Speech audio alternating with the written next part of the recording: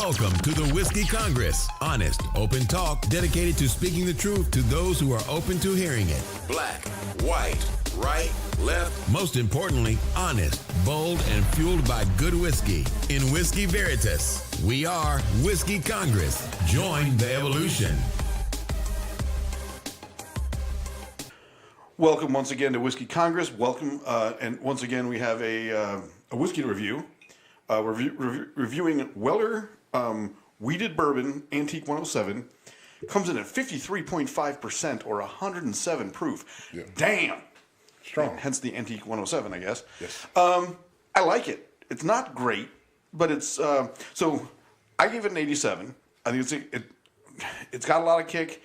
I think I'll give it the good kind of burn, but nothing amazing about it. But it's a $24 bottle, and so so I give it a 90. Okay. It comes through at 107 ABV. By the way, I didn't know that when I wrote 87. Right. So it's really strong, and you can taste it. I'm sorry. I mean, there's a lot of heat that is delivered shortly after it hits the palate. It comes at first it's kind of thin, and you're like, eh, and then all of a sudden it just it hits you right in the mouth with that classic kind of bourbon flavor. It's a wheated bourbon, which is a little bit different, and part of that comes from the fact that it's well, we won't get into it, but all right. Yeah, there's some stuff there about where it's distilled and who distills and everything else. But what really comes out though is once you get past the strength of it, there are some really good solid oak flavor, and then your vanilla and your spices and those things sort of come out after the fact. But my biggest issue is just that the alcohol is just so strong initially up front. Yes, it overpowers that everything. It overpowers things, and it takes time for it to kind of, and you can't, it's hard to kind of to manage that and sip it. Every time you sip it, it really flares up your nostrils. Yeah, it does. You feel it in your nose. But I still say it's a good bourbon because it's not like it's turning me off. Right. It is very good. No, listen. This is a very coveted bottle because there are states who can't get this, and when they do, it sells out like that. Okay. The fact that you were able to find it and grab it, you were fortunate. Now I have, 2 Antique 107s at home, and I have 2 the Green Label Special Reserves at home. I'm currently on the hunt for the Weller 12 to kind of complete that trio. All right. But very, very good. And I'm a fan, but this is of those 3 that I just mentioned, the Special Reserve, the Weller 12, and this Antique 107. This is my least favorite. Which doesn't mean that it's bad. Right. You gave it a 90. Right. And I like my bourbon and my alcohol with a strong kick. I want to get as much bang for my buck as possible, but just the flavor balance on this to me isn't outstanding. Okay, well, I bought it because I was talking to a friend of yours while he had really big pieces of metal on my back about whiskey and just I'll explain what's going on here. All right. I have trouble spitting it out. So you went to my buddy Jay. Jay is he's a massotherapist, and then he's certified in body tempering. It's a recovery. Those are a couple recovery methods that I use during the kind of process of my working out and powerlifting and everything else to help my body kind of recover and to try to prevent and get out ahead of injuries and to help deal with some injuries I've had in the past. Body tempering, they basically take a 150 to a 200-pound piece of rolled steel and, apply it in different places to apply pressure, which helps, blood flow, and it helps kind of break up some sticky fascia and various things that happen with your body biomechanically. And it's a really effective method, especially for bigger guys and people that are, super tight. And then I know he also did some massage work with you as well. He's a certified massage therapist, and Jay is also a big guy. He is a big man. He goes about 6'3", about 260, and big, he's jacked. Right. He did strongman competitions for a long time, and he still kind of works in that mode. He's done powerlifting as well. But he's a guy that when lifters go to him with aches and pains, he knows exactly what they're talking about, which is really one of the things that drew me to him. And I've known him, and before that we had, like similar friends and things like that. So, we were running in the same circles. But with the whiskey, actually, he was kind of starting to dabble, and he came over to the house one night when we had, after a workout, and I kind of opened him up to my collection and really sucked him in. And ever since, he's been on a tear himself. So he recommended this, and I went out and bought a bottle. Again, I like it. And we're talking about like stuff you'll drink every day. We're talking about how he asked me what I like best. I mentioned Lagavulin and Booker's and stuff, and I was like, but I won't drink that on a Tuesday night for no reason. This was his recommendation for a non-special occasion whiskey, and definitely a solid recommendation. By the way, the work he did on my shoulder made a huge difference. Mm-hmm. I was actually able to bench press today. I was still in some pain, but 2 weeks ago, I could not pushing 25-pound plates on a machine hurt so bad I could barely do it. Today I was actually able to work out evenly with both arms. Yesterday evenly with both arms, and I felt a little bit of pain on my shoulder still, but It was not. It's one of those things where it didn't feel like an injury anymore. It just felt like pain, and that's a big jump. A lot of what as a person who works out consistently, a lot of what it is kind of managing some of those injuries and those bumps and bruises that you get along the way. And also understanding, like, even for people who don't, like, I competitively lift, you don't, right. But you do lift on a regular basis. And for no matter what you're doing, there's certain things that you should be doing to take care of your body, to make sure that you have the proper movement patterns and your shoulders and your scapula are attracting and retracting appropriately. And, that you've got proper hip alignment, and you start to deal with certain imbalances that you have. And some of it feels like physical therapy type stuff, which it is.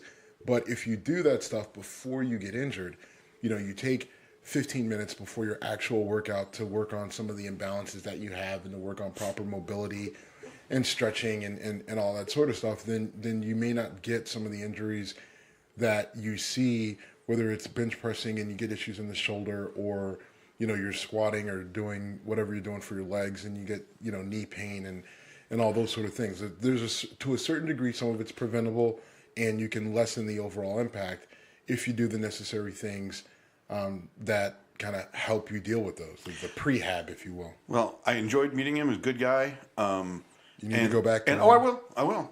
And he also wants to drink whiskey with us. He actually subscribed to our show while I had a giant chunk of metal on my back. Anyway. Well, he just sits there and kind of watches you writhe in pain. So it's like, yeah, this sounds like a good idea. I literally said, like, should I be talking? He said, do what you want to do. I'm just going to put this gigantic chunk of metal on you. So a couple things. We talked about the Farm Bill last week, and it actually passed the House and Senate. Mm-hmm. So assuming Trump signed it into law, which I think could have happened today, I frankly don't know if it did because of all the other stuff going on. But assuming it will be signed into law, and by the way, the vote was overwhelming in favor. It was like, I think the Senate was like 91-9. Well, Mitch McConnell brought it to the floor. I mean, and the big thing in it is the, decriminalization of hemp and the ability to produce and manufacture hemp.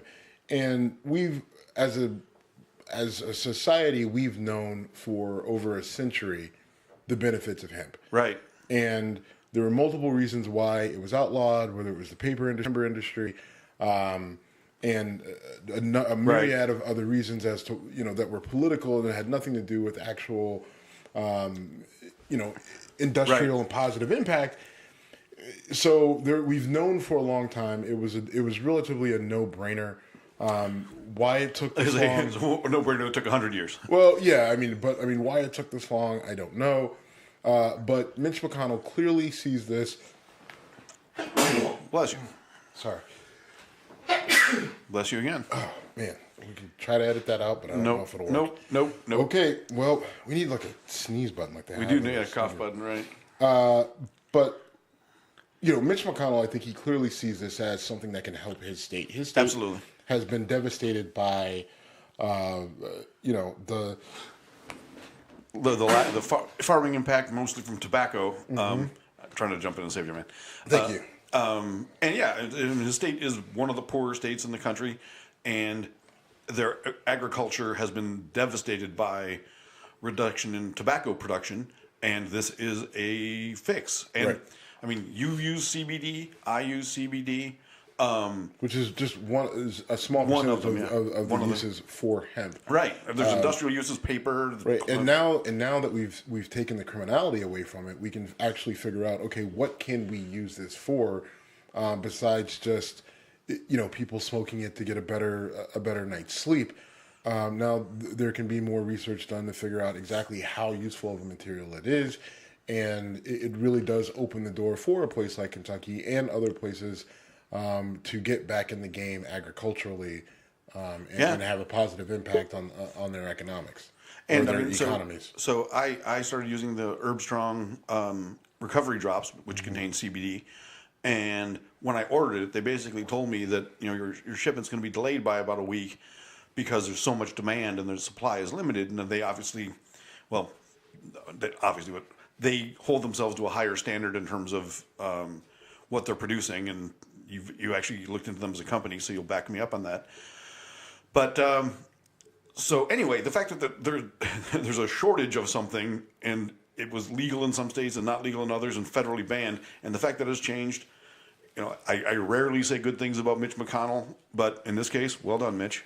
About fucking time. And then following that directly, you have. It looks like we may actually get a vote on the criminal justice reform bill that was presented probably about a month ago. Now, I've been tracking it, and there have been some changes that have been made. It's not final, so we won't go through everything right now. But when the final bill comes to the floor for a vote, I'm assuming that it will pass, and we will have to look at what they're voting on and what actually is being, what's being passed versus what was, initially presented. And you hope that not a lot is changed. Right. My fear, though, is some of the grumblings that you're hearing out of the GOP camp is, for lack of a better word, they just aren't comfortable with all this talk about, reducing recidivism, right? And that's not exactly what they're saying, but what they're attacking are the measures that would directly impact and reduce the recidivism and keeping people out of jail. And I think a lot of people will say it's based on race, and I think some of it can be based on time. But a lot of these people in the Senate and even in Congress as well are of the mindset that you throw them in jail for as long as you can, keep them off the streets, and then as soon as they do something else, you throw them back in for probation violations, parole violations, whatever. You stack that on top of them, and you just keep them in the system, and that's how you reduce crime. Which I think has been proven not to work. We all know it doesn't work, but they felt that, we've seen crime, crime rates from, the 70s and 80s and 90s, we've seen this dip in crime, and especially violent crime. So they feel that their way is working. And we know that that's not what's working, right? There are other factors. And so that seems to be where it's being attacked. So the question is, what's actually going to be brought to the floor that they're going to vote on and pass, and that Trump actually signs? That's really where you have to look and do the comparison. Right.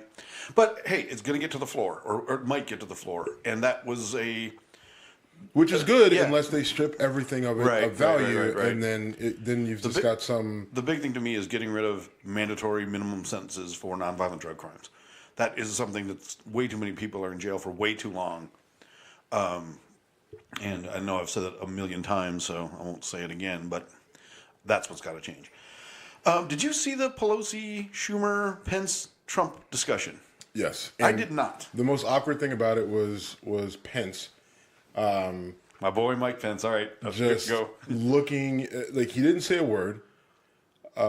He looked like he wanted to be anywhere else but where he was. He tried to look like he was very engaged, but you could just tell that he wasn't. That was one of the more awkward things about it. And a lot of it really the crux of it comes down to Trump is saying you got to build a wall, and Pelosi and Schumer are saying, listen, we don't want to shut down of the government over this. There's already certain money allocated for immigration and border security, so let's go with that and let's keep the government running. And Right. Trump saying, no, I'll shut it down if I have to, for our country, for border security, for to solve this evil problem of immigration. Right. I'm going to make a stand for the country.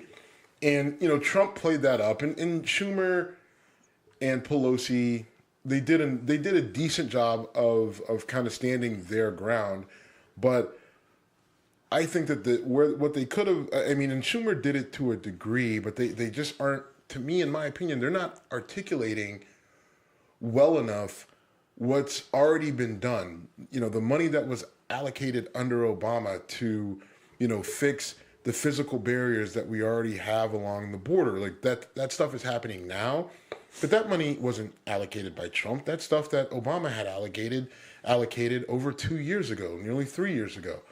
And then you have the things that like Trump and his administration have said, let's go forward, let's put some more money into border security by adding agents and all those sort of things. Like, those things are happening now, and it takes time for those things to take effect.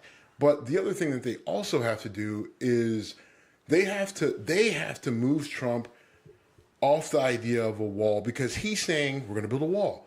Right, and he's keeping it very simple and very basic, as if that you're gonna actually be able to construct a 20-foot wall with barbed wire along, 3,000 miles of border. 3,000 miles of border, which is not true or accurate. There are some places where you just can't build a wall, right? And those places don't actually need a border because like it's just, the Rio Grande River, for right, example. like, it's just not going to work. But there are other things there are some places where you can build an actual barrier, and they probably should. Right, we already have a barrier at some portions. Right. Like, so what they have to do is bring it all into the picture and say, listen, we're going to add physical barriers in certain places. We're also going to add agents. We're going to add drones. We're going to add other types of technology that allow us to monitor more of the border more efficiently.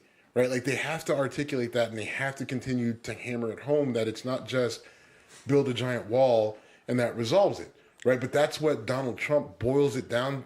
He says, "Oh, we're just going to build a wall. We're going to build a wall. It's got to be a wall. He said it during a big, the campaign, beautiful wall." Right. He said it during the campaign, and I think he's been called out on not having made any progress on it by the likes of Ann Coulter. I think it affects his ego, where he doesn't want to admit that he didn't deliver on something that physically. But I don't care about him. I really don't. Either. I don't care about him and his, his claims and his bodaciousness. What I'm saying is that the Democrats are trying to die on this hill of we're not building a wall, when, yeah, you're going to build some wall, and you're going to have some drones, and you're going to have more border agents, and you're going to advance technology. You're going to have, you're going to give the agents, more tools to do their job better. You're also going to need, we also need to figure out, specifically what we want to do with immigration. Is the rule, are we going to let them in or are we not? And if we're going to let them in, then we need to have, more processing centers. We need to have more social workers. We need to have, more attorneys to figure out the asylum aspect. And if we're not, then we also need more processing to get them in and get them out, right? But all those things are things that need to be kind of figured out, and it needs to be a much more nuanced conversation than build a wall, don't build a wall. Yeah, I wouldn't argue with any of that. Net immigration, I think, is basically zero right now. But there are a lot of people fleeing parts of Central America that typically don't get here by just crossing the border as a caravan, as much as that caravan has been politicized. But, it's hard for me not to have empathy for people doing that. I mean, they are escaping from a war zone. And it's a war zone driven by the drug war. And that's a whole different road to talk about, but that's the root of the problem. I'm not sure. I'm comfortable saying that most of these people would be happy to stay in their home country and do their thing if they could live safely and feed their families and whatever. I mean, most of these folks are just escaping hell, and I don't blame them at all. So, right. I know I'm saying the obvious, but the problem is that the rules for asylum were written really before the cartels and the drug war are what they are now. And so, under the old rules, then this, what's going on in South America, it doesn't fit.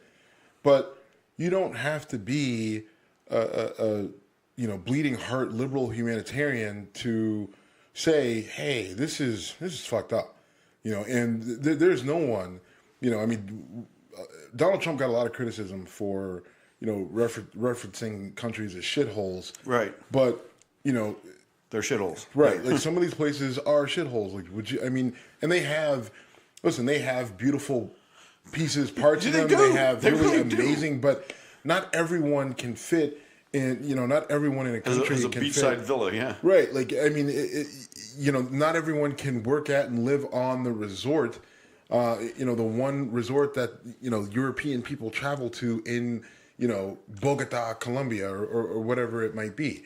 I have a friend who actually married a girl from Colombia, and every year they do this like crazy trek back to her, like the city that she's from there. And he explained like they have to fly. I think they like fly to Brazil. From Brazil, I think they maybe fly to, I want to say Argentina, and then that doesn't make sense. I can't remember. But they end up they fly to another country, and then like they have to like go. Peru would be the most logical. Maybe it's Peru. I don't know. All right. But I mean, we only talk about it when we see each other at weddings and when we're drunk. So, right. Fair. Sorry if I don't get the path right. But they fly into another country. I think they maybe take a small plane into Colombia, and then it's like a half day's trip via Jeep or something like that to wherever she's from. And he's like, it's beautiful when you get there, but like there's a very small perimeter of where I can go, and if I go outside of it, he's like, I could get kidnapped or murdered or whatever. Yeah, and he's like, they're not. He's like, they're not exaggerating. Like they worry about him because he's as white as they come. I mean, he's white, and he burns in the summer if he gets too much sun. He's got to wear like the big sun hat down there, so he sticks out like a sore thumb. Sure. So there's legitimate concern when he goes down there, and he makes good money. So like she's got to remind him, like, hey, how about not that watch, and how about not those shoes? Like that. Don't whole look like a good target. Right, exactly. Okay. Now, I could go down there. I mean, yeah, I probably could too. Maybe. Until I started talking, and then I'd be fucked. Right. They just shoot you on principle. Fuck you. All right, so let's get into some fun Trump stuff, though, because Michael Cohen got sentenced this week. He's sentenced to 3 years in prison. Now, why is this fun? This is not fun. It only brings me stress. Why? Listen, for the longest time, I've said that this whole Mueller investigation would do what it's done to a degree with Cohen and Flynn and Papadopoulos and a few other people, and you had a lot of people who were ignorant to the political process, who were, greedy, looking to fill their own pockets, Manafort with his ostrich leather jeans or whatever the fuck was happening there. And none of it would roll back to Trump or roll up to Trump. And this was much ado about a little, and Mueller would come out and say, I got my indictments, I got these people, they pled guilty, Trump is really annoying, but he didn't, commit break any laws, right. But this is starting to feel like that's not what's going to happen. To me, like now I'm starting to turn, and I don't know what it is, and I don't know what the connection is. Obviously, we haven't seen the evidence, but my fear and concern is that Mueller's going to drop something, and it's going to be substantial enough to where he may actually try to indict the president. And I don't know, but it's starting to feel that way with some of the buzz that was coming out of Washington today. Right. It felt like something was going on. So they shut down an entire floor of a federal courthouse for matters related to the Russia investigation. I don't know what that really means. I don't know. I saw this on CNN, and they're making it sound like this is an unprecedented thing. It may be. I don't know. But it seems like a big fucking deal to me. Shutting down an entire floor, like that's... It can't be nothing. Right. And it doesn't mean it relates directly to Trump, but it's a big fucking deal. Right. Now, it could be, it could be Don Jr. It could be Jared Kushner, although I don't think it's Kushner. It could be any number of things. We don't know. It's all speculation, and I don't want to play that game. But with the way this is going, now you have to kind of, this one, with the amount of time that it's dragged out, and then you start to look at the number of people who have been indicted and have pled guilty. You've got a Russian operative who has admitted that her job was to come here and make connections with the NRA and make connections to the Republican Party and get them sympathetic to the Russian cause. Like that was her statement. So now all of a sudden, maybe where there was smoke, maybe there is a smoldering fire. I don't know. I think we're going to learn a lot in the next several weeks. This time of year is a weird time of year for anything related to. I feel like Mueller gives no shit. I think he gives no fucks about holidays, but if buildings are closed, I mean, right. But I guess what I'm saying is, I don't think he has any issue dropping something on Christmas Eve. Okay. But at the same time, maybe he'll wait until the day after Christmas.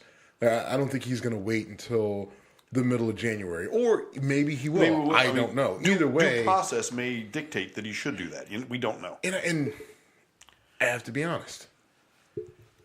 I don't want something to come down that all of a sudden makes Trump impeachable. Because I actually kind of agree with you, but probably for different reasons. What's your reason? Just because you think he's... my concern is the instability that would be caused in the country if that happened would be scary. I mean... One, it would, but... And the other part, Republicans control the Senate. Correct. Oh, yeah, there's no chance he actually gets impeached. There's no chance that he gets impeached. Oh, you get impeached by the House, and then he won't be convicted in the Senate. That will not happen. That's not going to happen. But that entire process will cause, in my opinion, pandemonium. And a lot of it is going to come from the left. It's going to come from the left because they're going to be on a fever pitch to take him down. Right, and they have been from the day that he was elected, right? Yeah. And then they're only going to get just more ridiculous about the whole thing, right? And to the point where I have serious concerns about that. My concern is I'm concerned about instability too. And by the way, for Democrats, I think it takes 67 votes in the Senate to convict a president following impeachment. I'm not saying they couldn't get 52 or 53. They need 67. And they ain't going to get 67. Nope. They probably won't get 52 or 53, to be honest with you. But they ain't going to get 67. And it's almost, I hate to say it, it's almost not worth trying. It's not. It's not, because what I think the cost of the instability, right? I mean, and does it break out in a civil war? No, but do you get all of a sudden? Do you get more protests? Do you get? I mean, we see what's going on in Europe right now. Do you have? Boy. Do you see a rise in growth in Antifa?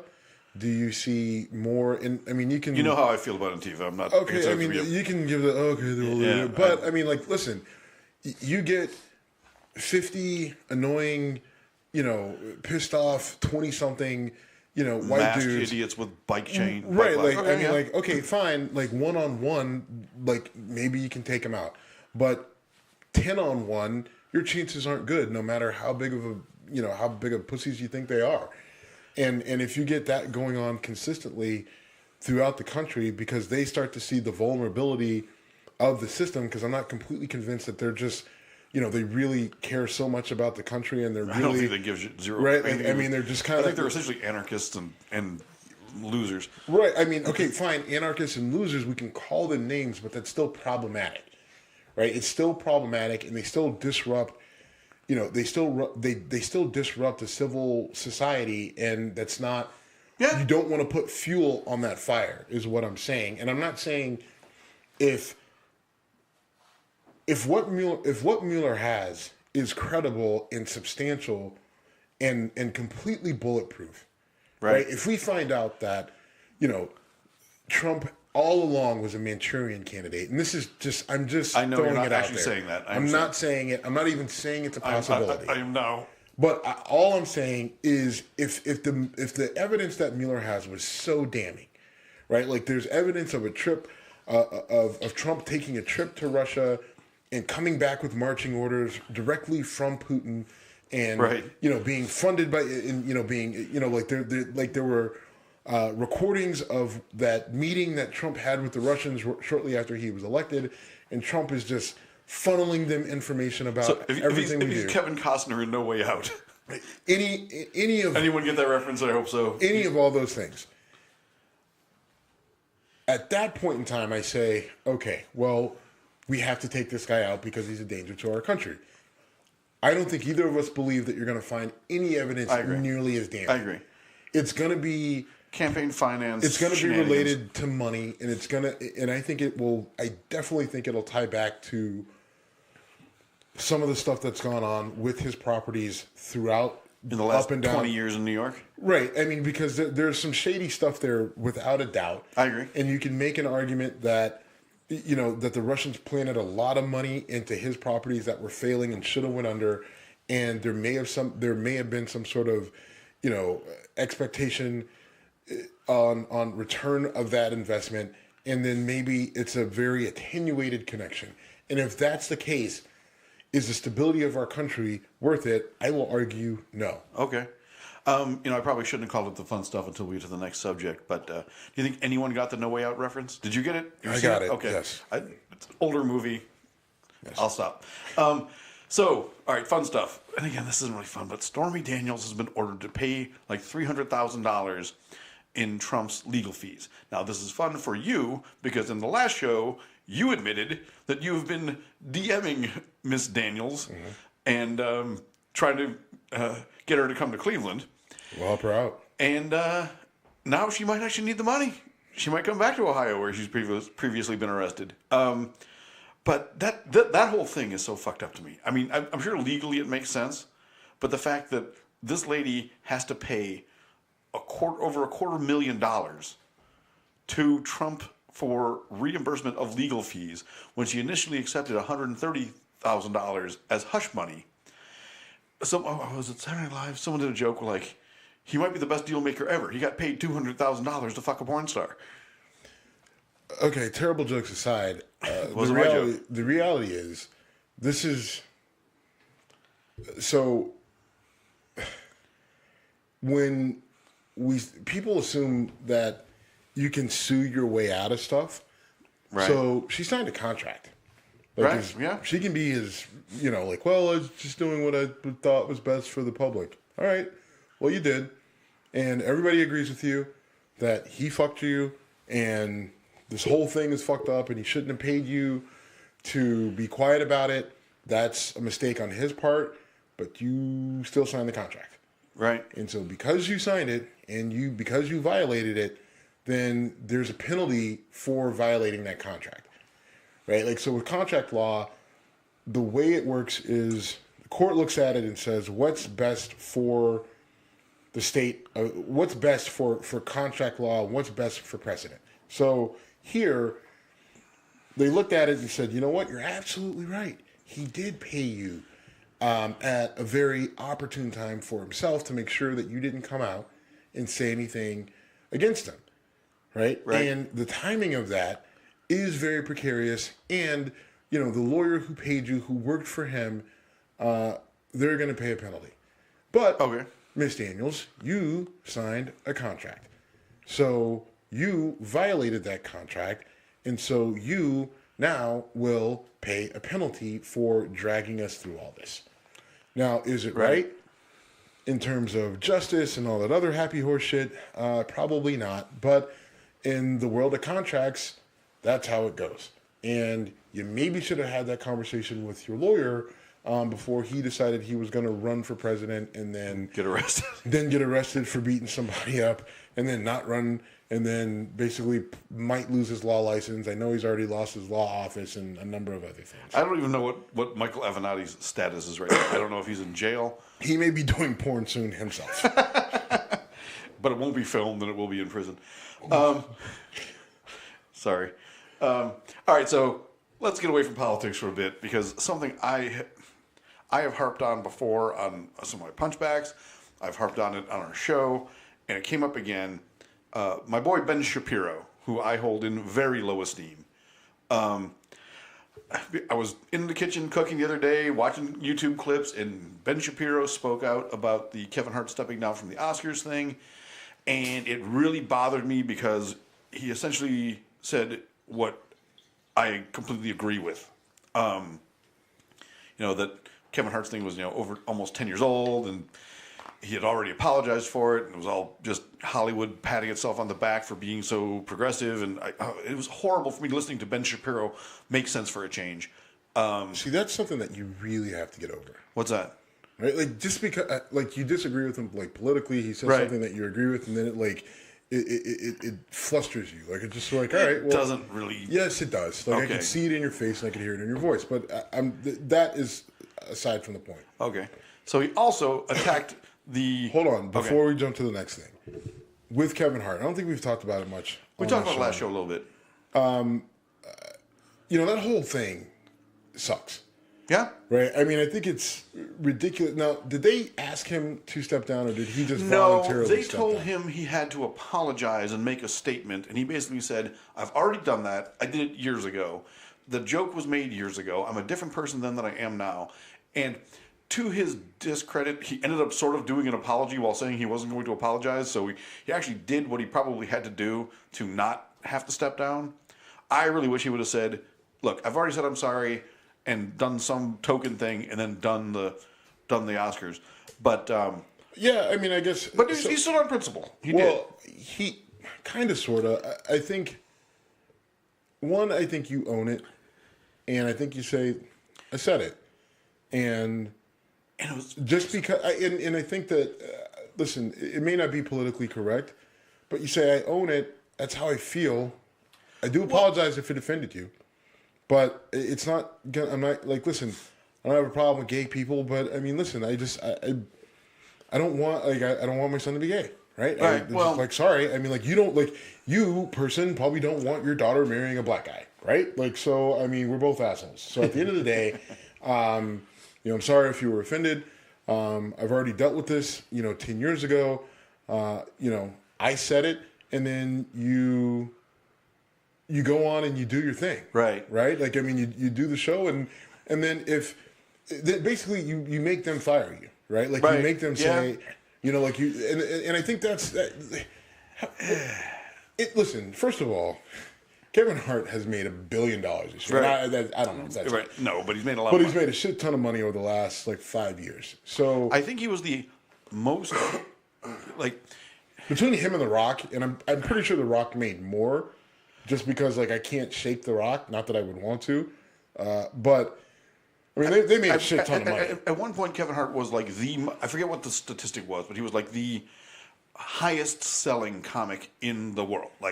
In terms of filling seats, he was doing stadiums, doing bigger audiences than any other comic. Right. Now, I'm not a huge fan of him as a stand-up comedian. I love him as a comic actor.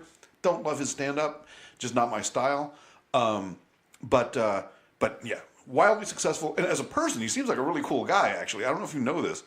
One thing he does when he travels is he travels with his entourage, and they spend 4 or 5 days in a city, and they stay in a hotel room with a suite, whatever, and they buy a gaming system every city they go to, and they play video games and do whatever, and then when they leave the gaming system as a gift for the staff that cleaned up after them. Yeah. So they leave a $400 or $500 gift just as a thank you.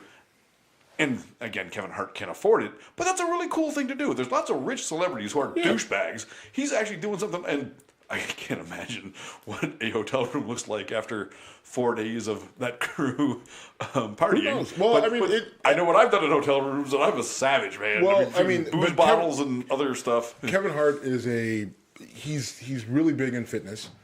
He's jacked.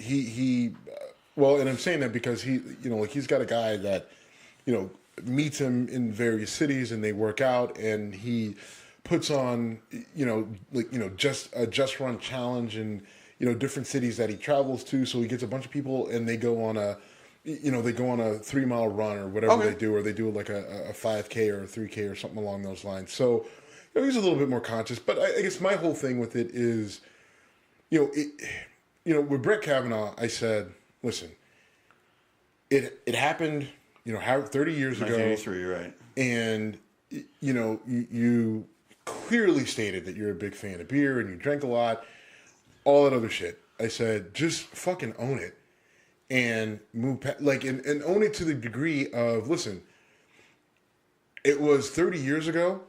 I don't remember. It doesn't stand out to me because it wasn't a traumatic event to me. It was another night where I drank. I may have drank too much. And if I did and something happened, I'm sorry. But I can't say that anything happened. I can't give you any specifics. And, that's the best that I can do for you. He chose to, be the defiant one and everything else. And, it all worked out for him. You can't tell me that if he would have done it my way, that it still wouldn't end up the same way.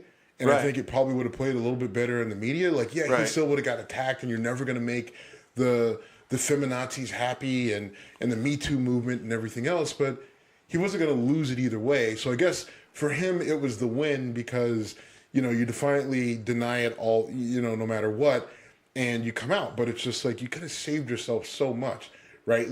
You could have saved yourself so much just by, kind of moving down in the direction of having somewhat humility. And I'm not completely convinced that he wasn't just fucking blacked out of his mind, fell on top of her, tried to hump her, and then got up and then just him and his drunk buddy walked out of the room. Right? Now, we could talk about the severity of what that is, but I'm not completely convinced that didn't happen. Right. So, who knows? Maybe it did or maybe it didn't, but I don't think that he actually has enough data himself to say one way or the other. And in this particular case, we know what Kevin Hart did. It's right there. It's memorialized on Twitter. Yep. So you do the same thing. You're like, listen, I know I did this. I also know that I apologize for it. So if it still kind of did that, but he still stepped right, out. And if it still bothers you, well, sorry to offend you, but this is how that's how I felt then. This is my stance on it, and I'm sorry. And you force the Academy to fire you, and if they fire you, you say, all right, well, fuck off. I don't need the money anyway. Okay, I understand that philosophy. Again, I think I wish he wouldn't have stepped down. I don't think there would have been any real backlash, and if there was, the only backlash would have been they would have either fired him and replaced him, or they wouldn't invite him back. Which you can make an argument that you should only really do it once or twice anyway. So he gets it out of the way and whatever. I think he would have been really good at it, though. I think that sort of event caters to his style of comedy. But anyway, so I'm watching Ben Shapiro talk about this, and I'm agreeing with Ben Shapiro and hating it. And then Ben Shapiro starts lamenting that Black Panther is nominated for Best Picture. And I've harped on this many times. Ben Shapiro went on multiple rants about how Black Panther was a terrible movie. No, he didn't say it was a terrible movie. He said he liked the movie, but it depicted America as a shithole and all this other stuff. And it became very clear to me after listening to his rants, which I watched before I actually saw the movie, and then watching the movie, it became perfectly clear to me that Ben Shapiro has never watched Black Panther. He acts like he does. He talks about how he liked it and it was a good movie. And then in this video about Kevin Hart, he talks about how it shouldn't have been nominated for Best Picture, which you can argue either way, whatever. Things that should and shouldn't get nominated do and don't all the time. But his obsession with that movie is hilarious to me because he will not back off on the fact that he wants to sound woke or whatever and say, I watched it and I liked it, but, and then throws all his butts in there. And I said my punchback. I pointed out that Ben Shapiro. My punchback actually had Bill Maher. I made a joke about Ben Shapiro not having watched the movie. I am convinced that guy did not see this, and yet for some reason, the existence of this movie and its success and its now acclaim bothers it's him. It's not the existence of the movie that bothers him. It's just the fact. It's the amount of Blackness, energy that the movie created amongst the black community. I mean, it was really a sort of a galvanizing film for a lot of black people at one point in time. Now, what's funny is, for me, it was listening to Karen Hunter and all the people on her show talk about who are we letting into Wakanda, like Denzel gets into Wakanda, but Ben Carson doesn't. Yeah, Ben Carson doesn't. So and so gets in, but this part, and where it was annoying for me is just you people knew nothing about this movie or knew nothing about this comic or anything about this, until 6 months ago. 6 months ago, right? And now all of a sudden, you guys get to decide who enters Wakanda. Well, Karen Hunter, you don't get to come to Wakanda just because I say so because I was here first. So you can stand on the outside of the bubble and bang on the invisible, force field that protects us from assholes like yourself. That's kind of my feeling as a comic book nerd. You're more passionate about it because you were into this a long time ago. And for me, and when it got made, you were very excited. Right, and I was because it's a fun story. And listen, Stan Lee has passed. Rest in peace. Correct. But Stan Lee specifically wrote Black Panther. Him and Jack Kirby, they wrote this because, at the time, Black Panther, I think, originally made its original debut in 1963. Right? At the height of the Civil Rights Movement, and that's not by accident. It wasn't by coincidence. They wrote it because, T'Challa and his father, they were both, they were supposed to represent, in one character, the two kind of what we saw as the leaders of the Civil Rights Movement at the time between Malcolm X and Martin Luther King. Right, one wanted to use, force, and the other wanted peace. Right. One wanted to use the fury of the sword, and the other wanted to, kind of use diplomacy. And you see that conflict within T'Challa throughout the movie, right? There's a whole lot more to it between him and his father and everything else. But that was not an accident, right? It was. You looked at the time when the story was originally written and when it came out and why it was so impactful, right? I didn't discover it until 1988. Right. And so I didn't even understand what I was reading, but I just thought it was a cool story. And it wasn't even related to race, right? I mean, there was a little bit of, oh, hey, look, a black character. But there were other black characters like Luke Cage sure. and, a few others. But it wasn't so much about race. It was just a cool character, right? He just drinks this root. And so there's a chance that I may be able to find a root that turns me into a superhero, and then I can kick ass and I just need to find some vibranium, and then everything goes well. But there was a lot to there's multiple layers to pretty much all the Marvel comics and even the DC comics. There are multiple layers to it that people now that we've seen them brought to the big screen. Right. Now everyone else is kind of seeing what I saw as a kid, reading through and reading the different panels. Right now everyone's kind of seeing the genius of Tony Stark. And everyone's kind of seeing the complexity of the Incredible Hulk and all these other characters. And everyone's starting to embrace it. And comic book people like me are just see, we told you we weren't assholes. But for Ben Shapiro, he's looking at it and he's like, oh, well, it's got a lot of black people in it. And now all the black people are happy. And they think that this is how it's supposed to be. Right? And he's being hypercritical of it just to be the contrarian. Right? Just because all of these people like it, I'm gonna tell you why I don't like it, and I'm gonna stand by my principles. Right? Well, not that he doesn't like it, but it shouldn't get the critical acclaim. Race shouldn't matter. There's no such thing as race. Right? It shouldn't matter. We should just look at it on its merits, and just looking at it on its merits, on a scale of 1 to 10, this movie's a 6. Right? That's Ben Shapiro. Right? Because he's not alone. That's not an original thought. Right? There's a lot of white guys just like him. Right, with the same thought that, it was okay, but, there's better stories from Black Panther that they could have actually talked about. And, I mean, just because there's a lot of black people in it doesn't mean like it should be like, all right, fuck off. Right. Okay. Like, and here's the other part: it's a fucking comic book, and it's exactly right. It's a comic book, right? And like now, this is where I'll agree with Ben Shapiro. It wasn't the best picture. It was a really good movie. It was fun. It was right? a lot of fun. But I thought it was good. I thought it was fun, but it wasn't. It's not going to win Best Picture. Honestly, that is the only movie that's been nominated for Best Picture that I've seen. Now, what's happened though? The Academy is also at a point where you can't continue to. These comic book movies are making so much fucking money that and they're not just bang bang shoot 'em up. Like they actually have, storylines and they have good acting, right? Like Robert Downey Jr. does an amazing job as Tony Stark. Yeah, I agree. And there's what's her name? Gwyneth Paltrow is sidekick, right? Yeah, but you have a lot of people who are doing good acting in these movies. Mark Ruffalo as the Hulk was actually pretty cool. Right, Mark Ruffalo as the Hulk. I mean, especially in Thor Ragnarok, that was actually one of the best Marvel movies. But you have a lot of people who are doing good work in film.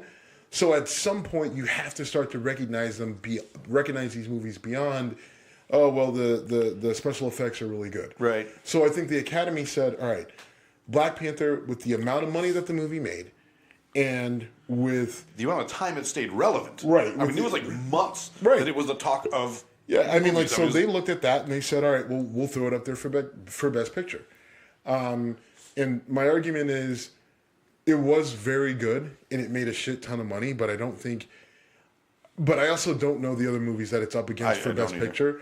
And frankly, if it's your normal, World War II romantic love story where either the guy or the girl dies or, something, some period piece with like Civil War, right? Like something terrible about slavery, or something. I mean, like two lesbians fighting a bear while Leonardo yes, DiCaprio. I mean, if it's that, then I mean, like, well, fuck, just give me Black Panther. No, you're not. But I mean, that's what I mean. It's just like this crazy.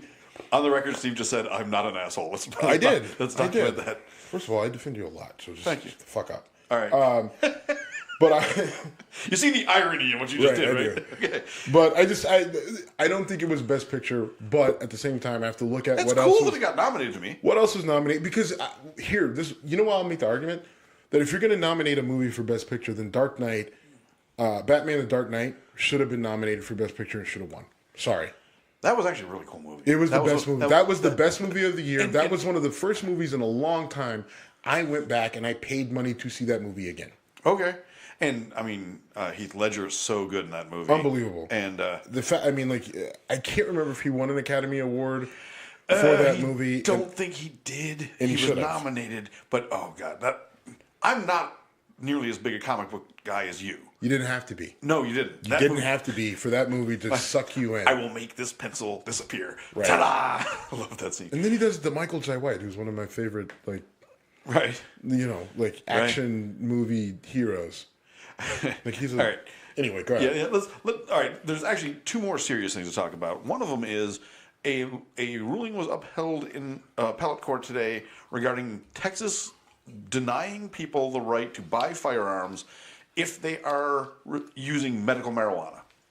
And I have a huge problem with this for a bunch of reasons. Tell me why. One of them is HIPAA is supposed to protect you, right? So you're not supposed to have your personal health influence the rest of your life because it impacts what people will do in terms of taking care of themselves if they think, if I do this, then my rights and other things will be impacted.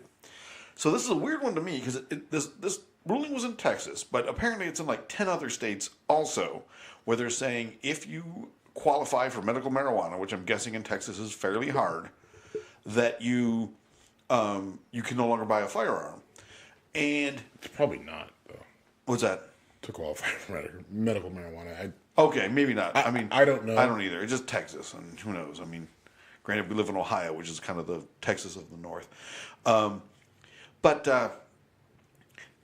So it bothers me for a bunch of reasons. The biggest one is if you are saying that marijuana, I'm supposed to say cannabis, I can... Go ahead. Yeah, spit it out. All right. if you're using that product and they're saying you can't have a gun because that product and a gun makes you unsafe, why aren't you doing the same thing for antidepressants? Why aren't you doing the same thing for opioids? Why aren't you doing the same thing for alcohol? Because I know what alcohol does to me, and it's fun. I like it a lot. And I'm liking this Weller a lot more than as the night goes on, by the way. But it is insane to me that Texas would put this law into place, and if it continues to roll into the other states where it's on the docket, it could really impact a lot of people. And I can't believe that the NRA isn't going nuts about this. I can't believe that legalized cannabis people aren't going nuts about this. And again, it to me is a really scary jump when you say we're going to make a medical evaluation of you as from a legal perspective and saying if you need to relax and feel better, you can't have a gun. That bothers me. Yeah, I don't have a argument against your feelings on it. I think this is the state of Texas saying fuck you to cannabis. Right. I keep trying to train cannabis, myself. Marijuana, right. But this is them saying fuck off cannabis. Because what we do know in Texas is that you like your guns. Yes, they do. We know you like your guns. And you can walk into a store and buy a bottle of bourbon. If you spend $100, we'll give you a free gun. But if you walk into a store and you get yourself some cannabis to make yourself not depressed, you can't have guns no more. Now, you can make an argument that, hey, make people choose between the two. Hopefully they choose their health. Being mentally healthy is more important than having a gun, and maybe it reduces violence. Okay.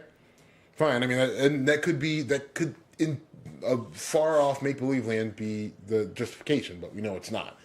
Like they're intentionally pitting the two against each other and making people make a choice.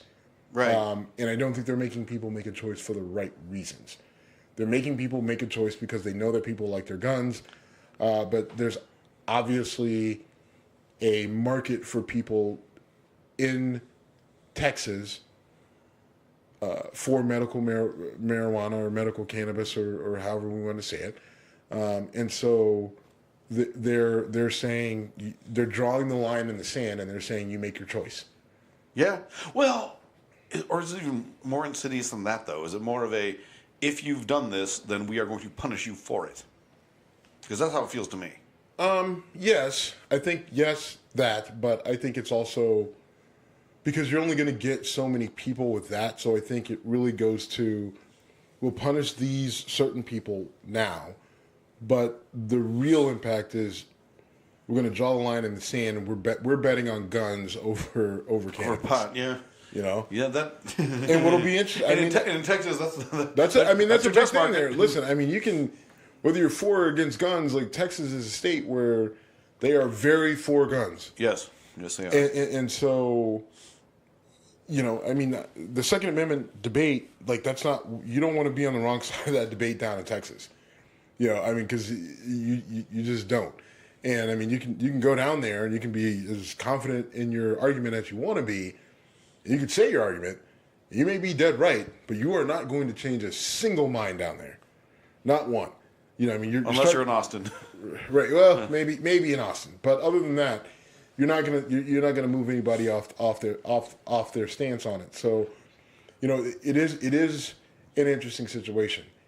And you can make an argument that maybe this is Texas, maybe this doesn't have anything to do with marijuana. Maybe this has to do with the influx of people from California that are moving into Texas. Because the cost of living in California is so high, right? And you're finding a number of corporations that are moving to Texas, because it's cheaper. Texas does not have an income tax. A state income tax. Right. So, I mean, like if you're living in California, it's a hell of a lot cheaper to move to Texas and live, whether you're a corporation or a person or an individual. And so Texas is seeing an influx of people from California with a much more liberal stance coming into their state. So maybe this is more of a defense mechanism. A disincentive to coming into. Right. Like, don't come here. Right. Like, I mean, it may be cheaper for you, but, you can't have a gun and if you like weed, We know that you probably like weed. We don't know your stance on guns, but if you like both, then you can't have guns. So maybe that'll keep you from coming here. I hadn't thought about it that way. That's interesting. And, I mean, you would think that, for the most part, like, the state would want the influx of money from California, but often that's not the case because they jack up housing prices so much, because if you sell your house in California, you can now buy a mansion in Oregon, Washington, Colorado, which has happened. I mean, I used to date a girl from Colorado, and she was just outside of Denver, and housing had gone through the roof because so many people moved from California to Colorado, and they could spend 20% more on a house without batting an eye. And if you're a home owner and your price is going up, great. If you want to be a first-time home buyer, if you're in the market, get fucked. You get crushed. That's kind of the benefit of being in Ohio, is that, like we're very close to a lot of different key places: Chicago, New York, Boston. Not that a very short flight to Florida, Anywhere, Atlanta, places like that. But there's not a lot of people who want cheap to live here. Right, not a lot of people want to come here. We've seen a little bit of a housing boom here locally, but it's nothing compared to what's happening in North Carolina. It's nothing compared to.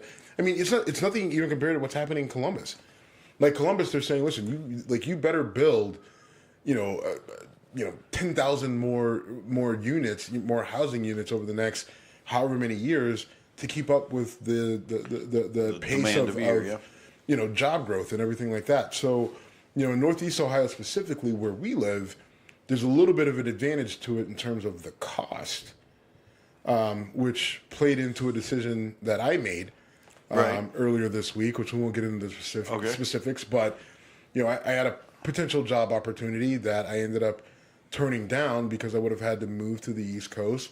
And the money on paper looks like significantly more. But in terms of cost of living. But once you do the adjustments for cost of living and everything else, you realize it's not that much, and I'm gonna lose a lot. The quality of life thing. I mean, that's why I love Cleveland so much. Yeah, it's great. I mean, when you go to someplace on the East Coast and get a shot and a beer and it's $18, then you come here and it's $6. We can walk up the street and we could probably do it. I mean, we can do a shot and a beer literally for $5. Not only can we. We you have. will. I thought we were going to. We'll figure out the post-show shenanigans after this. You wanted to talk about Actually, I don't. You don't? Okay. No, Want to wrap it up? We'll wrap it up. All right. Well, thank you for listening. We drank Weller's bourbon, which is kind of growing on me as the evening has gone on. It's a good bourbon. It's good. I gave it a 90 for good reason. I would love to give it higher. And if we get the green label and the 12 on here, then we'll see what I score them in relation. And I still have to get the Angel's Envy Rye on the show. It's okay. Sorry. Forgot about that. I do need to get that on the show because you do need to taste it, and we'll have to compare the bourbon to the rye. Before the show, we'll do the comparison, and then we'll rate the rye on the show, and then we can talk about that. But sounds good, man. All future. So we got, future. More whiskey to come. Whiskey more politics goals. to come. We'll see what happens in the Mueller investigation by the time we get back to you. And we're all done. Thank you very much. And we are out.